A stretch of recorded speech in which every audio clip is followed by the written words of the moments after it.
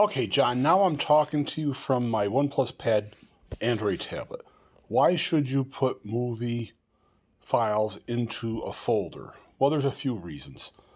First of all, Plex tells us to. But as I admitted earlier, the movie will still scan in properly if it's in a sort folder. So let me go to the File Manager Plus app on the tablet, and I'll go into the Synology NAS and my regular Plex Media shared folder. So let's go into the movie library. Well, you can see there's 11 items in that. There's 3 items in the TV library sort folder. So just with these 2 sort folders, I have 14 subfolders. If I used a flat structure, all those subfolders would be at this level. This way, I can keep my 3 movie libraries together. So my main TV movie library points to this folder. The one that I've named cartoons points to this folder. And I can set this DVR folder structure up for anything that I might DVR through Plex.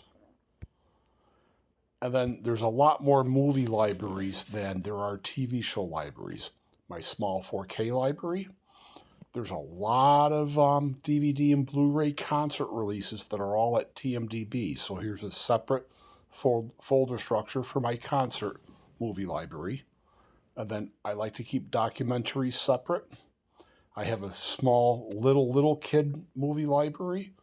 My main movie library, you see there's 7,050 items in that. And then there's also a lot of stage performances that have been released to DVD and Blu-ray or that was a TV movie. So that live theater stuff goes into the performing arts structure. And again, no spaces, no capital letters. And then I have a stand-up movie library. Almost every stand-up special that's been released to DVD or Blu-ray is at TMDB as a movie, so you can have that separate library. And then I keep my pre-roll structure in the movie library sort folder also. So you may think 7,050 folders is a lot. How would I struggle with that? Well, you don't struggle with 7,000 movie files in one folder, and you don't struggle with this. Look how fast I can navigate to something. They're all alphabetized, but you're asking why bother? Well, besides Plex telling us to, if I click into this folder, well, this is not a good example. I'm missing a subtitle for that. Okay, click into here, I have a subtitle file. Sometimes I have 3 subtitles. Now this one has the hearing impaired for English and the plain English one. So let me see if I can find one of these folders randomly that has 4. Fistful of Vengeance. You see there's the 4th subtitle, the hearing impaired, the default English, and the movie.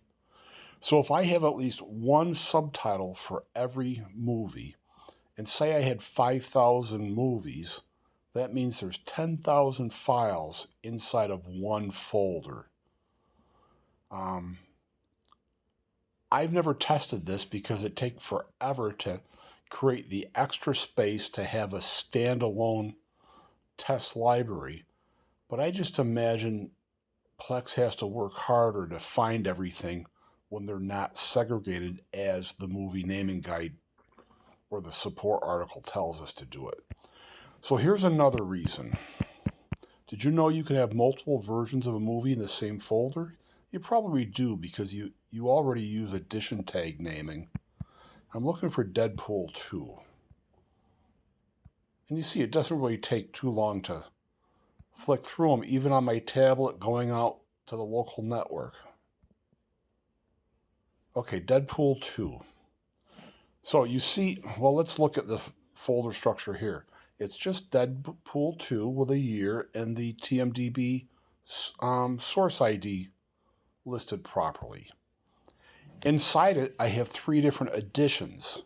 I have the Once Upon a Deadpool edition, and that has 2 subtitles, the hearing impaired and the default English. Then I have the super duper unrated cut edition, and that has just a plain English subtitle.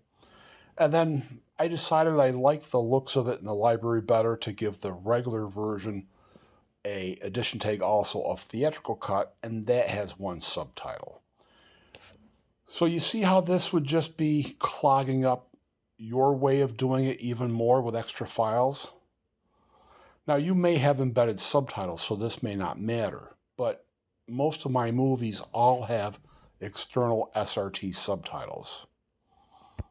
Now, in my TV show library, I do have a lot of external subtitles, but the majority of them are embedded subtitles. And I mentioned doing a custom FileBot video for you if you were interested. Well, my custom expressions that I use inserts the media characteristics. You probably noticed that with my movie file names. And specifically, Plex's support article for naming TV shows and episodes tells us anything in a bracket is ignored by the scanner. So the first set of brackets contain media characteristics. So it's a 1080p copy, it's encoded with H.265, 6-channel audio, and the audio is encoded with EAC3. Then my expression looks for embedded subtitles, either English ones or undescribed ones. So if you, say, found a series that fell off the back of the truck that was a sitcom that had 10 seasons and 22 episodes per season, well, you could rename everything with FileBot and then just check each season to look for a file name that did not have the ENG sub tagged onto it in brackets at the end. So pretty quickly you can tell whether the release you have has subtitles or not. And if I happen to see the UND sub, it's a little time consuming, but I'll grab all the files at once on my computer, right click and open with MKV Toolnix, hit an option to have them all open in their own tab, and I'll quickly go through and I'll tag the unlabeled subtitle with the English language, save it, ditch the original files, run the results through FileBot again, and I'm back up. I can do all this stuff quickly. So FileBot's a Plex server's best friend, and it makes it easy to set up nice structure, and my custom expressions do a lot of extra stuff. So that's about the reasons I'd pick. Well, the main one, Plex tells us to, and we never know in the future if Plex is going to tighten up the rules with their scanner for a movie library or a series library. In 4 years, they may come up with a reason to require a movie in a folder like they've always told us to, and things may not scan properly after they make whatever future change to Plex server. We just don't know. And just, I want to point out too, that it's not legal in a movie library to put extra information that you don't want the scanner to pick up in brackets. My assumption is sometime in the future, Plex is going to make that an official rule. But what saves the day is that space dash space between the addition part and the extra information. Plex is scanning up to that space dash space.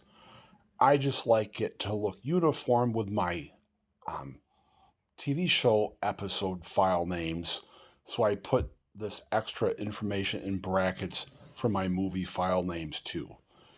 It'll scan either way, and it's compliant either way because of that official separator of the space dash space.